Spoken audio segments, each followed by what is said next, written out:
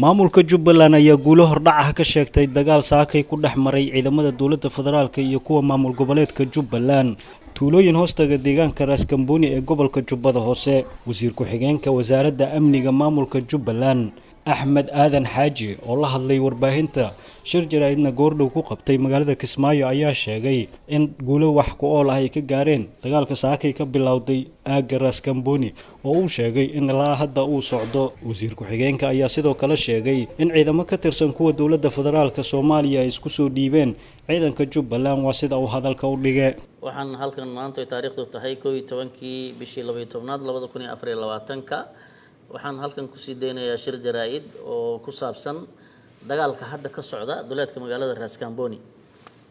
saaka aroortii ayaa ciidamada dowladda federaalka ee Muqdisho laga keenay ee ku sugan magaalada Raskamboni ay weerar ku soo qaadeen fariisimaha ciidanka Jubbaland.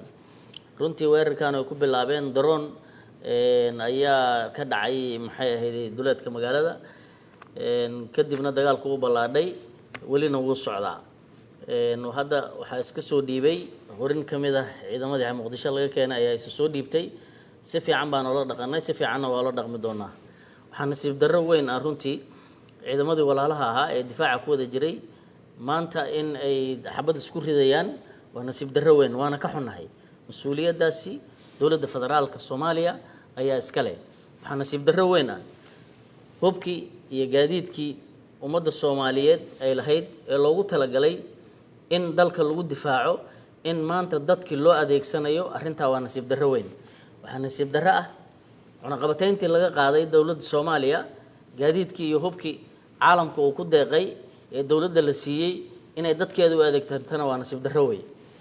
daroonta maantana loo adeegsaday dowladaha iska leh waan soo bandhigaynaa. waxaan soo dhaweynaynaa ciidamada walaaladeena ee la soo khalday ee maanta inoo imaaday ayaguna waan soo dhaweynaynaa. sida ugu wanaagsan ayaan ula dhaqmaynaa. gurigooda ayay imaadeen. dalka marti kuma aha. qof kasta oo la soo khalday oo maxay ahayd loogu soo sheekeeyay meeshan inuu cadow jooga oo si khaldan dagaal loo soo galiyay oo ciidamada Jubbaland u yimaada sida ugu wanaagsan ayaan ula dhaqmaynaa. haddii Allah uu dalo ogolaado saraakiisha iyo dhammaan ciidamada cid kasta si wanaagsan aan u abaalmarin doonaa haddii Ilaahay idmo. dagaalkana uu dhamaanayaa waa maalmo yar. waxaan ku baaqayaa dadka Soomaaliyeed meel kasta ay joogaan iyo caalamkaba inay ogaadaan dagaal xaq darro ah in lagu soo qaaday Jubbaland inay isdifaacdana ay xaq tahay. Jubbaland maanta way isdifaacaysaa. weerarkuna ayagaa soo qaaday haddana waa la jabiyey.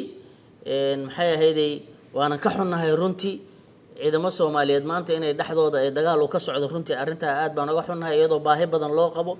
cadowga al-shabaab iyo khawaarijtana meelan ka fogeen ay ka daawanayaan raggii shalay difaaca ku wada jiray maanta inay iyaga xabad isku ridayaan. mas'uuliyad darradaas dowladda federaalka Soomaaliya ayaa iska leh inay ka waantoobto oo maanta Jubbaland way ku samaysay tan oo kale waxay dhacday 2013 ayuu dowladda madaxweyne Xasan Sheekh uu madaxweynaha ka ahaa uu magaalada Kismaayo soo weeraray. maxay ahayd sidan oo kalena uu dagaal uga riday 500 oo qof oo dagaalkaas yaa ku dhimatay. shacab badan baa ku barakacay hanti badan baa lagu waayay. maantana sidii oo kale u socotaa. waxaan is leenahay annagoo ka xun dagaalkaas isaga dagaalkaasi ma aha mid ay Jubbaland mas'uuliyadeeda ay leedahay. waxaa kale oo rabaa inaan u sheego shacabka Raskamboni inay istijiyaan deegaanka waa deegaankoodii. ciidamada jooga ee ku sugan cid kasta oo gacanta Jubbaland ku jirta sida ugu dhaqso ugu wanaagsan ee ugu akhyaarsan baa loola dhaqmayaa insha Allah taala.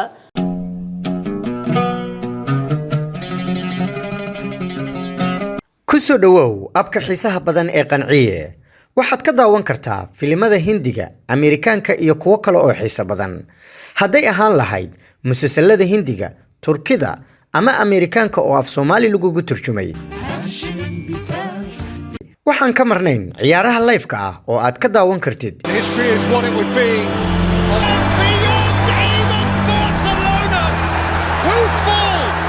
iyo weliba tifiyada Soomaalida dhammaantood.